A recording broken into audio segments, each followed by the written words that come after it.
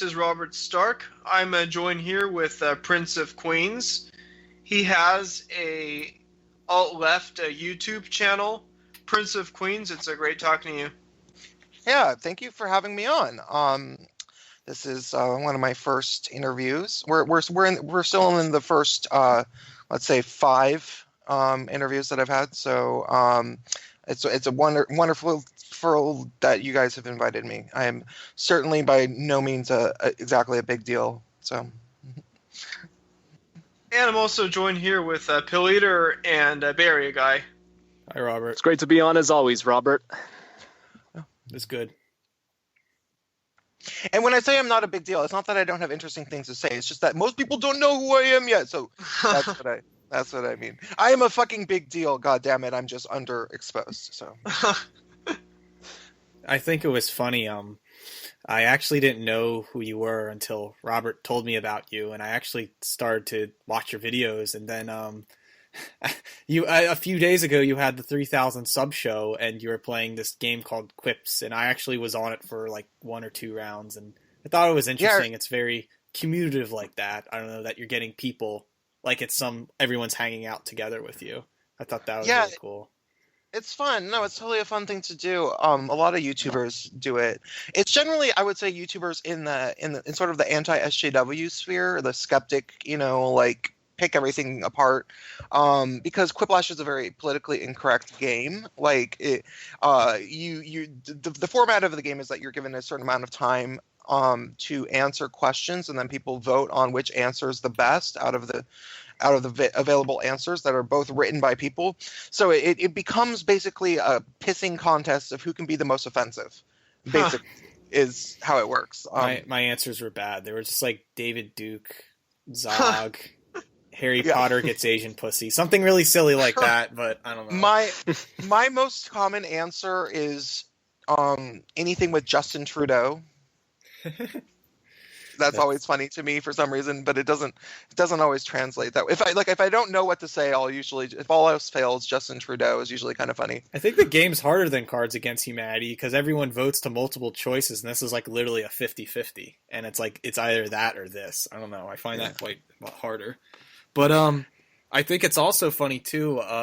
I also understand that you know of Joshua David McKenney, which we actually had on the show a week or 2 ago. And about his dolls. Yeah, you guys, somehow we figured that out. Not really sure. I know Joshua quite well, but not for a long time. He was a friend of mine in college. We lived in the same dorm together freshman year. And it was a very small dorm. There was not probably more than 50 students that lived in it in Manhattan. And so he was a friend of mine, and we remained friends all through college. And he was always very talented. I mean, he went to Parsons School of Design, and Parsons is a really, really good design school. So basically everybody who goes there is quite talented at what they do. And I don't really remember exactly. I think he was studying fashion illustration. Mm-hmm. The doll Did you also study fashion? No, I studied, I went to the liberal arts division, and I studied various, liberal arts. You take all sorts of different types of classes, but I specialized in writing and theater. So my actual degree was in playwriting, and I have been doing, playwriting and theatrical type things for many, many years. So it's doing YouTube has come very... I wouldn't say naturally. It's more like I have been groomed to be a YouTuber for a very long time. Because a lot of people are like, "Holy shit, why don't you have more subscribers?" And I'm like, "Well, I've only really been making videos since July." And they're like, "Really? You're so good at it?" And it's like, "Well, yeah, I'm a fucking playwright. It's not like this just happened, Like, I asked Device also how to make thumbnails. I'm trying to make YouTube videos too. I just don't know how to make the thumbnails. And you told me all you have to do is download pictures and then use the Illustrator in Mac. I'm like, what? And I just recently found out about it.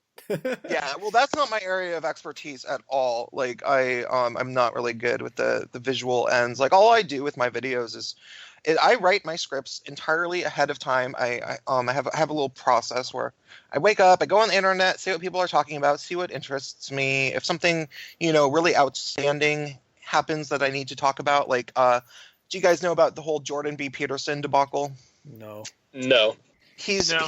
he's the guy. He's a professor in Canada who is he is I think a behavioral psychologist, and he has tenure at the University of Toronto, and he has studied authoritarianism, and he's really good at relating authoritarianism to psychology, like what types of people are susceptible to authoritarian types of thinking, and how do authoritarian governments come to be, and like how does their propaganda originate, and how is it successful, that kind of thing. Like personality types, does this like kind of I don't know if you're familiar with this, but there's like the Myers-Briggs personality types. Yeah, I don't know if it's related to that. I just think that he's saying more like, he had a video about, social justice warriors, and he views that there's sort of two types of social justice warrior. There's the ones that are full blown authoritarians, and they don't necessarily know it, but they're the full blown cry bullies, like the people who will, like they will disrupt an entire class, not lecture, but even a whole semester, and get the professor in trouble because he said something triggering or whatever, and they will call the dean. They'll call the dean, and they think that that's perfectly acceptable, and they'll say, well, yeah, because I was raped, and I'm a queer woman of color, and nobody listens to queer women of color, and no, those type of people, and those are the full blown authoritarians. They literally think that the only way to fix their problem is to have somebody with authority intervene, and that's the way they think. And then the majority of SJWs are more of the authoritarian sympathizers. They believe in the idea that that this person is as distressed as they claim to be, and that they basically enable this person. They say, well, yeah, you should give trigger warnings. This person is a poor queer woman of color. I have sympathy for her. But they don't realize that when they're enabling her, they are enabling authoritarianism. So he talks about those kind of distinct psychological differences in the crowds that enable authoritarian things to happen. So he ran into he's probably still going through trouble in Toronto. I believe it's going to be a state law, but it might be a law for all of Canada. They're trying to include in some sort of law. It's called Bill C-16. Basically, long story short, what he has an objection to is they're trying to include transgender pronouncing into discrimination, so that if somebody was a professor and they forget to refer to their students as the correct pronoun, they could get in trouble with the dean. And it's not just for transgender people, it's for all of the 35 registered genders in Canada. So that includes like gender neutral pronouns and all that kind of weird shit. And he's realizing that first of all, he has an objection to it because of it's the fact that these type of things don't actually help transgender people. Like, it's not even practical to implement, because even if someone wants to do it, they're gonna forget. It's basically, I mean, honestly, he views it as kind of a shoehorn for authoritarianism and speech codes, freedom of speech violations. It's a way to get people in trouble for wrongthink, and that's what he's viewing this as, like, sort of the early sign of an erosion of free speech in Canada. So he's saying that he's not going to respect this law, and if they fire him, they fire him, and if they take him to jail, he's going to go on a hunger strike. So I've made a video about him. That was a current events issue I felt very strongly about speaking about, especially because I'm gay, and I'm not just gay. I have a very long history of being a part of the queer community, which was spawned in feminist theory and has now been completely monopolized by fourth wave intersectional feminist social justice. What decade did you get involved with queer movement? When? Yeah, like around what era? 1996 when I came out. I came out. I was actually already doing some queer activism before I came out, and then I came out and I was like 14, and most of the people I knew were lesbians, and I don't know. I mean, they were young though. They were like my age, so they were still cool. They were like kids. But they were definitely getting a lot of hand-me-down cues from feminist theory.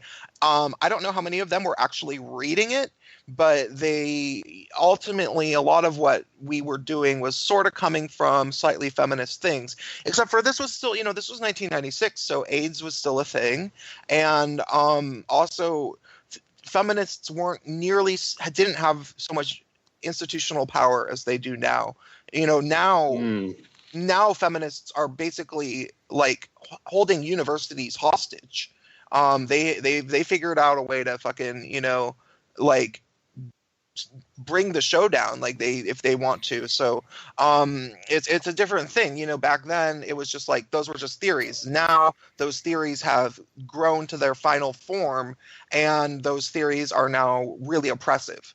And so it was a different era. But for me, in terms of Jordan B. Peterson, I have a lot of experience with genderqueer people, or people who say that they're genderqueer, trans trenders, as we call them.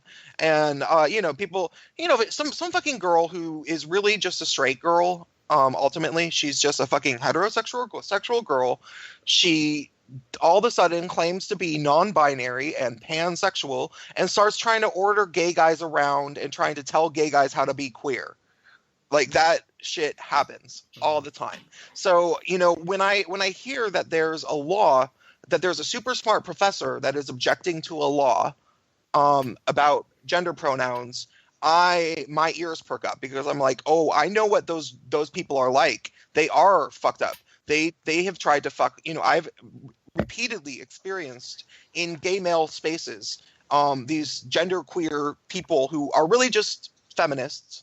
Like most genderqueer people, or supposedly there's trans people. They are a very few minority. Like, it's very rare when somebody actually transitions, because it's hard. You have to, it's a very hard thing to do.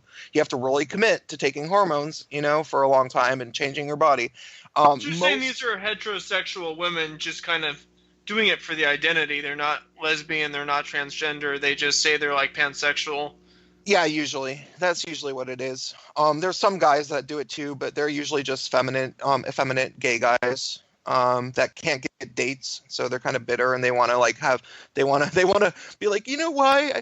It's because you don't understand my gender. I'm non-binary, and you're just a masculine cis gay man. And I sound very gay, but I'm actually very masculine looking. Yeah, I was funny. As I was looking at your Facebook profile, and I was saying, like, your physical appearance doesn't go with your voice. Yeah, I don't know what to say about that. It also depends on my mood. I think it depends on my mood too. Like when I'm at a bar or something and I'm getting drunk, I get a little bit more like, I don't know. I'm a theater guy. If you watch enough of my videos, you know the way that my voice goes up and down very much, and I have a lot of dramaticness in it. But when I'm just sitting around the house, I sound faggy. I don't know what to say. So, but yeah, but there'll be these like supposedly genderqueer gay guys. And it turns out, like, you talk to them long, like, they're like, you don't understand my gender, blah, blah, blah. And I'm like, I'm pretty sure I do. Like, you're a femme guy. And no, I'm non-binary. I'm sort of a woman and sort of a guy. And it's like, yeah, but are you transitioning? No. And it's like, well, yeah, okay. Deep down, I feel kind of like sort of a woman too. I think every gay guy does. And like, well, but you don't look like it. And it's like, yeah, well, I'm not, like, anorexic and shave, like, I'm kind of a bear. But if I was really skinny and I did shave and I did color my hair pink, maybe I would look kind of girly. Like, and then it turns out, after you talk to them long enough. Pilleater, remember you were talking about in our last show, like, about that about about like the bear and the twink? What was like No, the, I was forget the just thinking context. because I think there's absolutely nothing wrong if you're like muscular and masculine and just a man. I kind of like that. I mean, it's just like Well, no, yeah. Do you want to know what it is? Do you want to know what it is? Is that the reason that they're pulling this whole genderqueer bullshit is that they can't get dates because they're too girly.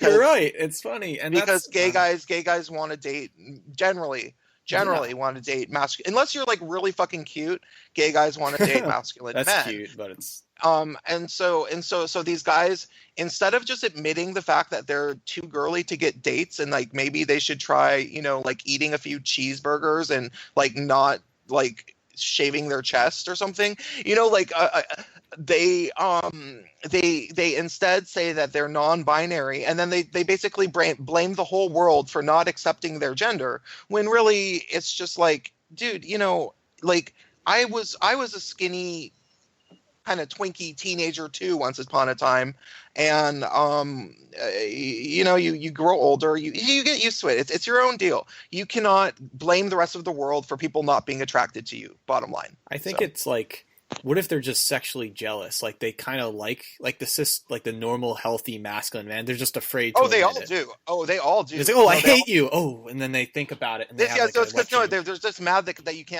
you won't date them. They all would love to date like a hot like masculine dude. Mm-hmm. Like I'm trying to think of an actor like Hugh Jackman or something. Mm-hmm. They would all date him. Oh please, the guy who plays Wolverine. I just don't understand why they're so hostile. Have to make up theories about hating on just a strong normative person that's healthy. I just don't understand. That's what feminists do too. Feminists do the same thing. Fat acceptance. Well, one thing you have been saying is that traditionally it's been that like a cisgender homosexual white males were basically like the main core group in the queer movement since like the beginning, but now that someone who's say a homosexual cisgender white male, they have a much lower status in this SJW culture. Oh, we are public enemy number one. They fucking hate us. You have to be like what's the thing? A transgendered person of color. Oh yeah. No, okay. So here's the thing. The left, the regressive left, the bad left, they will simultaneously pretend to speak for absolutely everybody that could be possibly considered a minority. But and that's what they do and that's like their public persona, and they say that when they speak to the right. They're like, you are bad, you're homophobic, blah blah blah blah blah. But then as soon as they're talking to people who are leftists, they're like, you're a cisgender gay man. That means you have male privilege. That means that you're even more misogynistic than straight men. And by the way, all homophobia is rooted in misogyny. And it's like, and they say all of those things. And it's like, wait, just for the record, if gay men are even more misogynistic than straight men sometimes, and all homophobia is rooted in misogyny, that would mean that those gay men are even more homophobic than straight men. One thing that I have sort of noticed lately is that feminists do tend to sort of try to play the oppression Olympics and try to make gay men out to be privileged. For example, I remember reading this one article on the Good Men Project called Gay Men's Sexism in Women's Bodies. Stuff along those lines about how gays, just like straight men, don't respect women's bodies. Oh, no. They've taken that. They've taken that. Oh, are you talking about the one they're claiming homosexual men want to rape women? Not necessarily. They do though. They do say that, and that's one of the big reasons I started making videos. Was I was like, oh my god, this has gotten mad. Like this has gotten absolutely insane. They say that gay men frequently sexually assault and even rape women, and that they like get away with it or something. And they cite these, and it's all just rumor. There has never, and I mean, okay, but granted, part of their claim is that gay men get away with it because they're gay, so we don't even know if this has ever really happened. So of course, there's never a single reported incident of like some gay man who's like actually done this. It's all just it's just hearsay. And supposedly it's that women go to gay bars and gay men don't like that women are in the bars, and so they exercise patriarchal control by touching the woman's body. They start slapping, they slap her ass and they grab her boobs out without her consent and blah blah blah. Okay, that is just not true. It is not true at all. I have taken. And let me just also say this, because normally when members of a privileged group go into another group's space, isn't that deemed appropriation or imposing your privileged identity? I don't know if it's not necessarily deemed. No, we don't think of it like that. It's more kind of like, hey, this is one of the only gay bars we have in the city.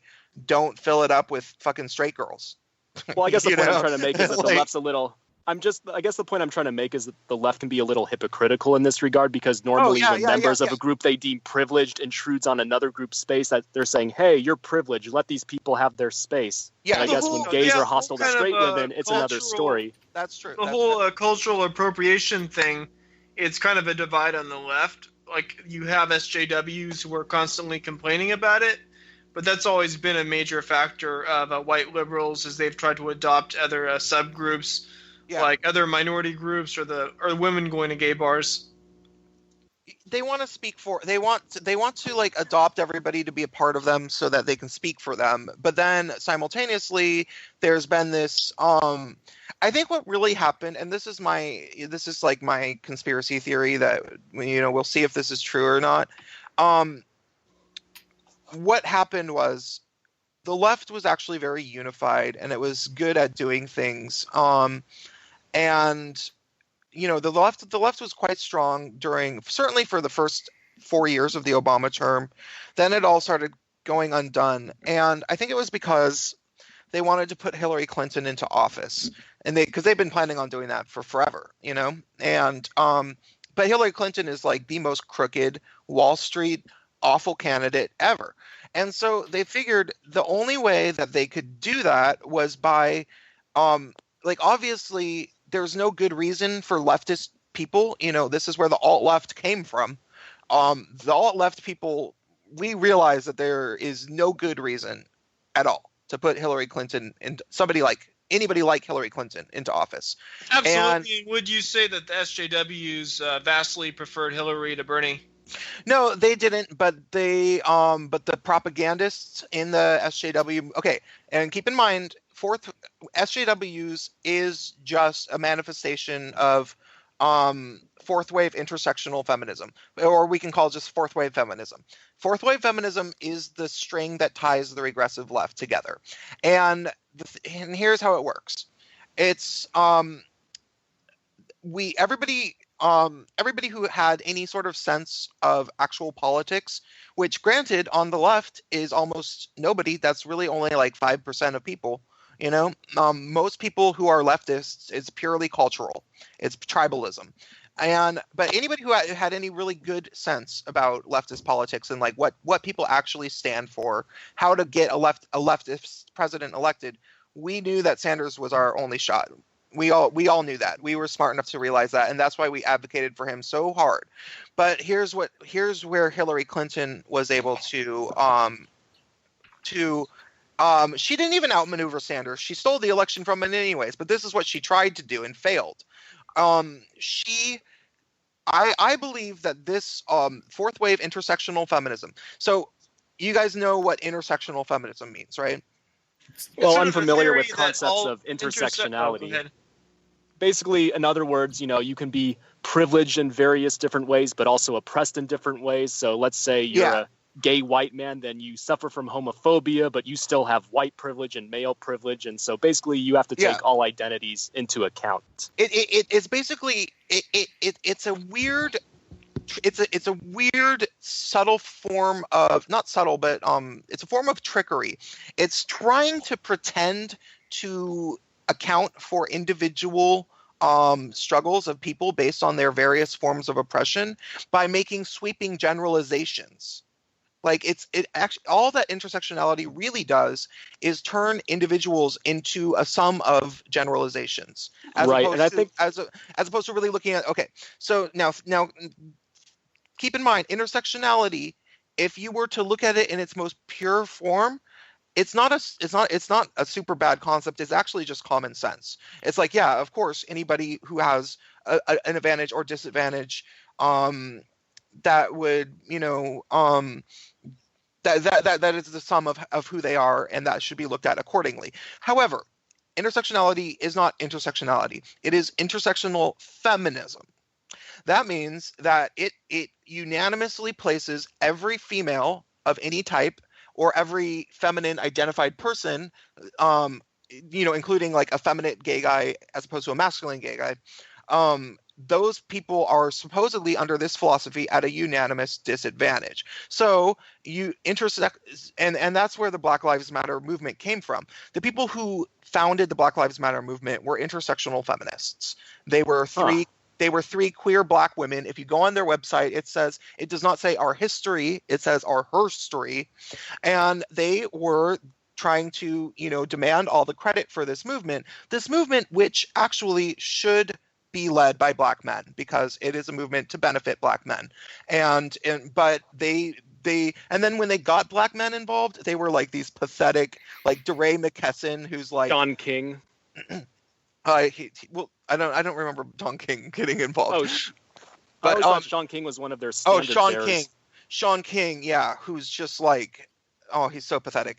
And DeRay McKesson, who's like totally gay and like a feminist and everything. Everybody who was involved in it was a feminist, which is one of the reasons why Black Lives Matter failed, because they had no sort of decent leadership. It was this very flimsy leadership coming from career activist feminists, and then all of a sudden they created a monster, and now there's people getting beat and killed. But Hillary, I'm convinced, and this is a conspiracy theory, this is tinfoil hat, but I really am convinced that the reason why intersectional feminism became the trending, it became the tyranny of the left. It was the main tool of the regressive left over the past couple of years, and I think it's because the main beneficiary for that is, all intersectional feminism does is basically say, feminism or a woman is going to be the one that's going to solve all the world's problems. And that's basically what it does. It's like saying, yeah, intersectionality means that we're looking out for everybody, but it's intersectional feminism, which means feminism, and Hillary Clinton, feminist, and it was just like some sort of marketing strategy, and it failed. Well, didn't they even go as far as to say as like Bernie supporters were misogynists, like the Bernie bro thing? Yeah. Oh yeah, and they invented that. That was a pure fabrication. That's another reason why I came up with this theory. That was actually sort of the thing that really got me into it, because I was a very early and very vocal Sanders supporter, and they started calling me a misogynist and a racist for it. Like it was insane. It was madness. So they created this monster with identity politics. They lost control of it. A lot of the people that were these regressives ended up siding with Sanders just simply because of things like his civil rights history and stuff like that. They were like, oh, he marched with Martin Luther King, we should like him. They didn't like him for the right reasons. So a lot of people who are alt-right or anti-SJWs, they make fun of Sanders a lot, but they don't understand the true appeal of Sanders to Bay Area guy. You came out as like the only individual on the alt-right to publicly endorse Bernie Sanders. Correct. And around that time, I was moving more and more in the direction of progressive economics, focusing a little more on political economy as opposed to race or alt-right topics. I mean, I still cover those occasionally. But one thing I was going to mention is that I long thought that a lot of this critical theory actually derives from critical race theory as opposed to intersectional feminism, because I know that critical race theory was all the rage in the academy starting in the 80s, and then I feel like a lot of that has bled over into other forms of identity. Intersectional feminist, think about feminist theory, and it's like the blob. It's like a giant amoeba that sucks everything in to it and tries to. I think that it's hard to. I mean, and also there's been so much money pumped into feminism over the past 4 years. I mean, Amy Schumer, Lena Dunham, Ghostbusters. These were not accidents. These didn't just happen because feminism was cool. those were made to happen, and those were the things that made feminism sort of cool. It's not cool anymore. It's clearly run its course. But that keep in mind with the race theory, those things definitely were in the 80s. I think they started around the same time as feminist theory, gender studies departments, and I encountered some race theory cults in the 90s. My mom made me do this Undoing Racism seminar, which was really God. Yeah, it was really just code word for blame all of the world's problems on white people and shame the white people in the group, while trying to get everybody to perpetuate the cult. That's all it was. And but the feminists ended up taking that in, and now they control that, which is why you look at Uhuru, Gazi Kotso's organization. Mm-hmm. Never really heard of it. Oh, okay. Uhuru is this. It's a cult. It's a African People's Socialist Party, whatever the fuck they call it. It's a cult. It's basically, it's a black supremacist movement, and and they guilt people into being a part of it. They offer black people this idea that basically that black people are going to be the new oppressor class. Because they deserve it, and they refer to people like white people as like melanin deficient and shit like that. Like they're really, really bad news. They're awful. Sounds like science fiction. Yeah, it's really terrible. But back in the day, I had a friend that is an Asian girl, and she got mixed up with them. They simultaneously they were able to get under her skin in terms of her insecurities about white people because she's Asian, and be like, Mm-hmm. yeah, haven't you noticed that white people treat you so bad? Yeah. And she's kind of, she refers to herself now these days as someone who was always kind of a pushover. So she would be like, yeah, I guess that's true. And then they would be like, yeah, but you also have privilege because you're not black. So you should really, intersectionality at its finest. Yeah, no, and so they would get under her skin in two ways, and then she got guilted into doing all this work for them because she's actually a very competent person. So she was always busy with them, and they were always like calling her, and like when I would hang out with her, and they every time they talk on the phone, they begin the conversation with like Akwavi, and then at the end of the conversation they say Uhuru, because they're a fucking cult. Like they really are a cult. And that's one of the things that really ruined Occupy Wall Street. And yeah, what happened is they had the whole like progressive stack where they had like if you were a woman of color, you spoke first. If you were a white male, you spoke last. Yeah. And that movement originally was supposed to be like an economic movement, and SJWs basically they turned it into a joke. Yeah. Right. No, I've talked and in about many that a lot. ways, the same thing also happened to the anti-war movement, because on Robert Lindsay's blog, he once posted the quote by a gay man in the 70s who was an anti-Vietnam War activist. And he said something very interesting. He said that originally the goal was to oppose the war in Vietnam, but then you had all these liberals saying that, oh, well, there aren't enough women or non-white people involved in this movement, and we need more diversity. And so the speaker concluded by saying that, we're focusing all this energy on adding more diversity rather than actually stopping the war in Asia. I'm sorry. I was just saying that it's funny because this whole thing where it seems to me that the left is so ruined is because it seems like everybody then goes back to nationalism, which seems to be far right, but under a left-wing system. I was just putting up that of just interest. It sounds so strange because it seems like Black Lives Matter should be the system benefiting blacks, but really it's turning into a black nationalist party under like the liberal regime, and it sounds so crazy, but it's actually happening. Yeah, it's pretty weird. What I've been, one of the things I warn people of. Okay, we were talking about the Occupy movement, and that's a very important thing to keep in mind for what I feel happened. The Occupy movement actually really scared the establishment. It scared everybody that has anything invested in terms of Wall Street and politics, and those people are often one and the same. And I kind of think that either the progressive stack, the oppression Olympics, either that, maybe that happened organically. It totally might have. Maybe, maybe those people just started doing that because they Well, were idiot. there was an organization called Adbusters that was involved with Occupy Wall Street, and they were financed by Soros. Oh, okay. No, so probably was infiltration then, because I've suspected that that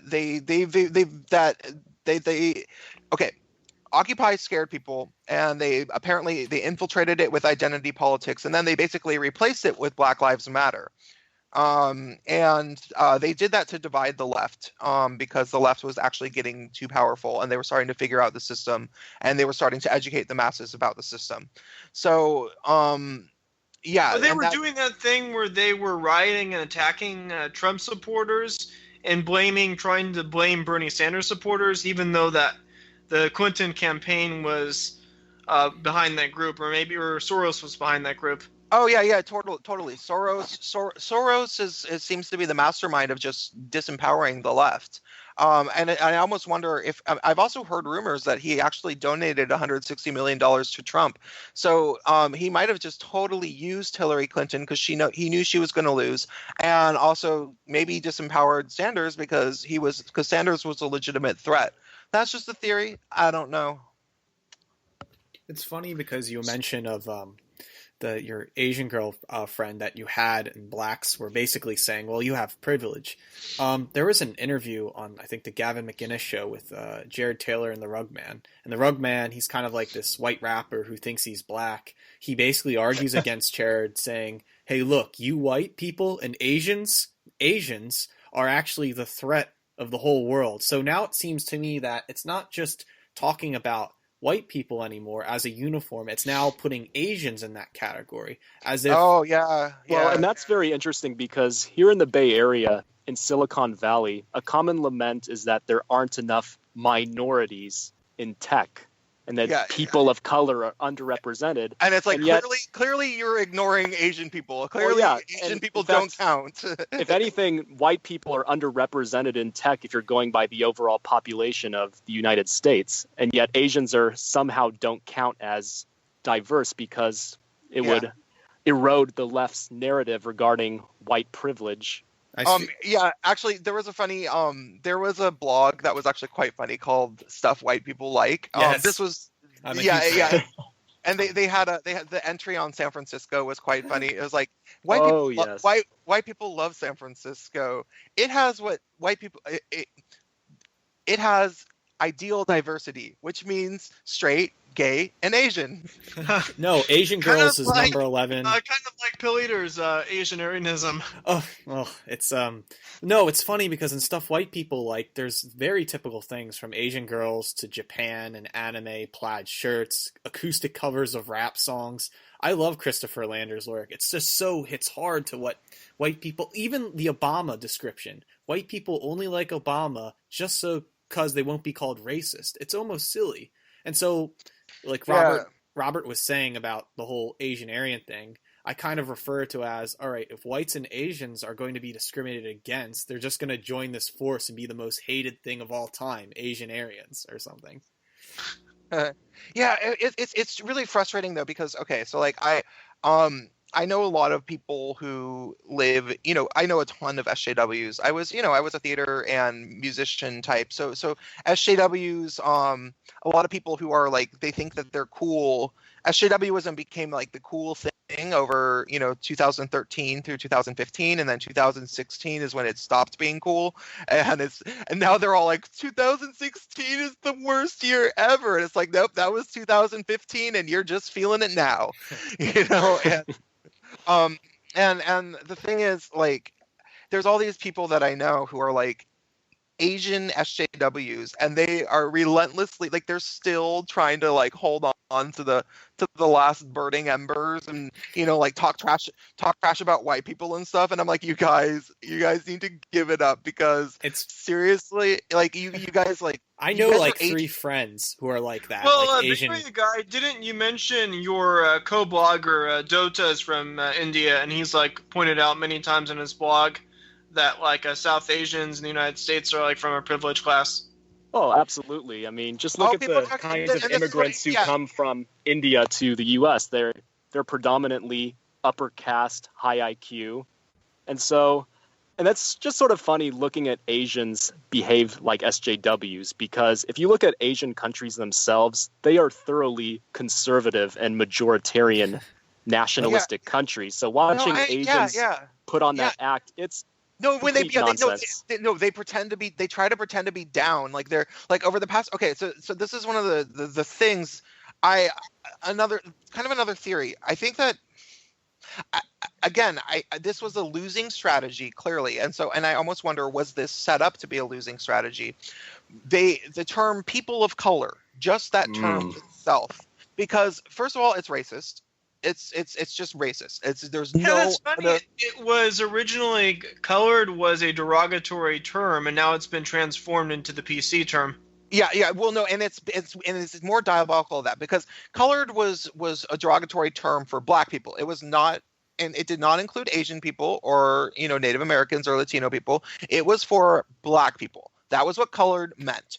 But eventually, they decided that they needed a phrase, like a term, to basically call everybody who wasn't white, and non-white wasn't good enough, because that's describing oneself based on what they're not, as opposed to the majority.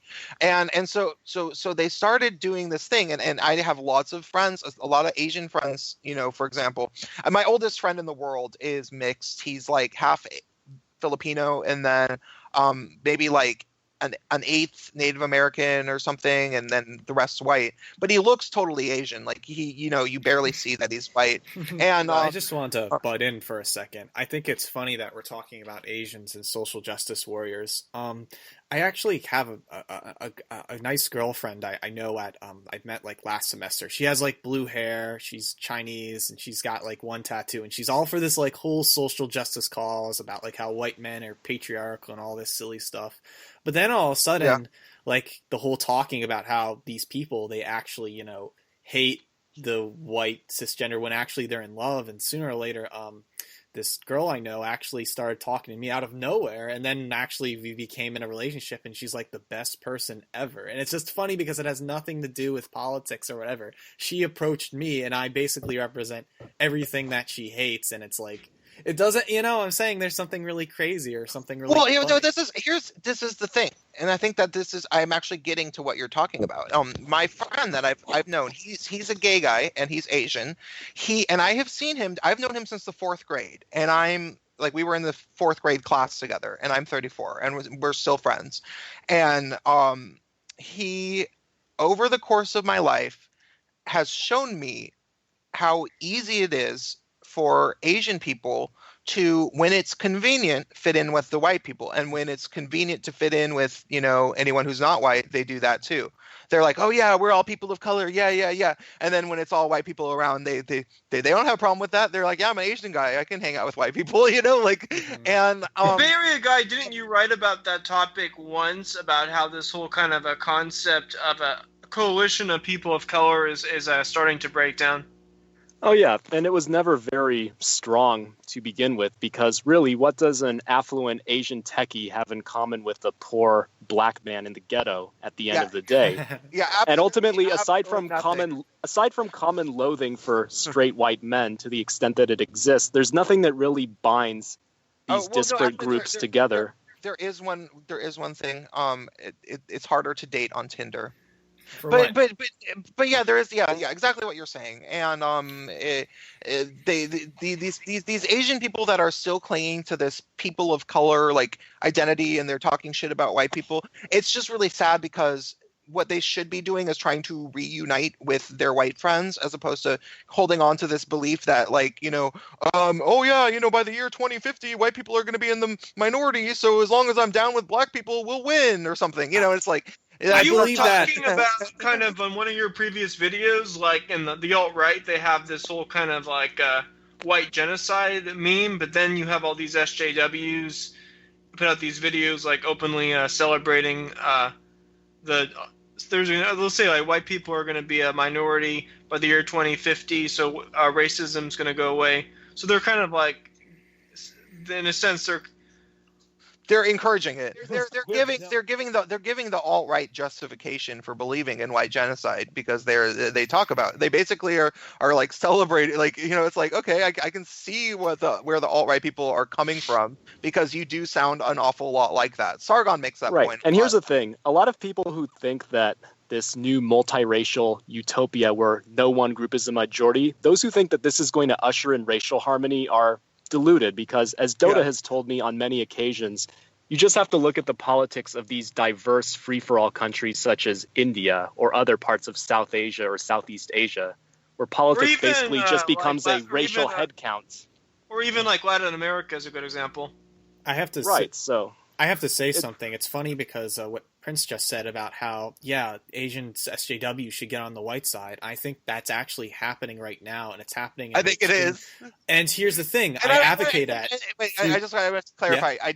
I don't want people to make it sound like that's what I want. I just think that like it would be a better strategy for them as individuals. That's what I want. That's what I'm saying. And but my made up ideology I call Asian Aryanism. What I see and what I've experienced is nothing but white male, Asian female, or Asian male, white female couples everywhere in major city areas. Everyone knows it's there, but everyone's naive or ignorant about it, or they're afraid to talk about it. I think what's going to happen is there's going to be a unity among these people, and then they're going to be the hated class as the new, but they're not white because they don't have HAPA kids. And so like it's going to become this strange like they can't be white because they deny white racial content because of the media, and Asians go for whites is because it's high social status. So what in America we're now going to witness this upper class, middle, hipster, Asian white white male, Asian female safe space.